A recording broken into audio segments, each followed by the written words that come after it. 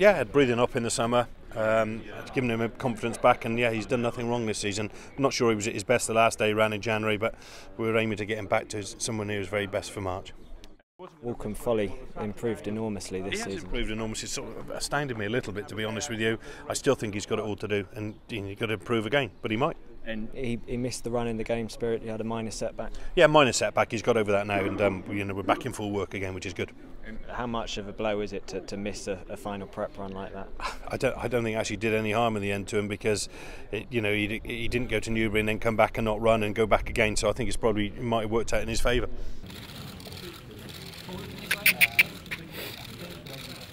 Well, another of your big guns, big bucks, going for a third world hurdle, and all well with him? Yeah, very happy with him. He did a nice gallop yesterday with Denman. Very happy with him, and he's in good shape. And he's beaten Time for Rupert and Punchestown in the world hurdle before. Grand Cru, how would you rate him as a danger? Well, he's obviously a danger, good horse. It'd be very interesting. He's obviously a good horse, but at the end of the day, Big Bucks is still the one to beat. What's it like with a horse like Big Bucks? He's not really had a hard race for a long time now, and how do you know when you've got him at his absolute peak? Well, that thereby is a bit of a problem. We're doing plenty of work with him to make sure he doesn't go there needing the run. That's the last situation we'd want to be in. But we're doing plenty with him, and I'm very happy where we are. Actually, quite surprised me how he ran really well when he won at Cheltenham in December with top weight, and I know Ian took £5 off him, but it was probably a career best, and he won very nicely.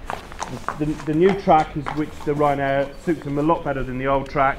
He was second in the Ryanair last year. I think he's improved a bit this year. He had a great run first time out when he had that great battle in Monage Gardens at Aintree, and then won at Cheltenham in December. Loves to be fresh, loves nice ground, so we're very happy where he is at the moment. As I said, he goes straight for the Ryanair chase. Ran very nicely at Cheltenham the first day in October when he finished second. When he was nowhere near ready, I'd rushed him a little bit. I knew he'd improved tons. Went back to the Paddy Power meeting and he won very impressively. He then gained £10 to Captain Chris and won at Newbury over Christmas on ground that didn't really suit. He likes a bit of cut in the ground, but he doesn't want to really test him. He went very nicely in a racecourse gallop yesterday with Poquelin, and he's bang on, looks fab, and he's ready to run. I think he's got an outstanding chance in the Arkle. 1833, very impressive at Newbury, and you said you were going to have to persuade Paul to run him. I think he's coming to my way of thinking. Not my way of thinking. I think whatever happens, I respect Paul's wishes. He's well in the landlord. He's a good pal now, and if he didn't want to run, Andy Stewart and I would both have to listen. But I think Paul's thinking now that probably we should be running. And you've had plenty of exciting novice chasers come through your hands. How would he compare with the likes of sort of Denman you've seen in the past? Well, I'm hoping he could be as good as. I've always been the apple of my eye, and Paul Barber's, and we've given him loads of time. Slightly disappointed last year, but he was always having sore shins and babyish things, and we've given him time, and now he's looking the proper horse.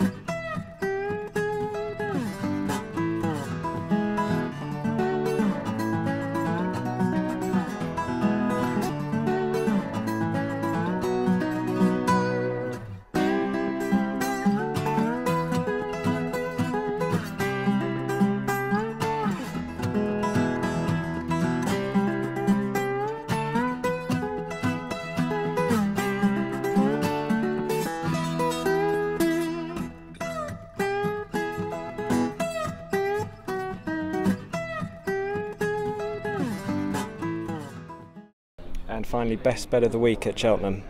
Big Bucks.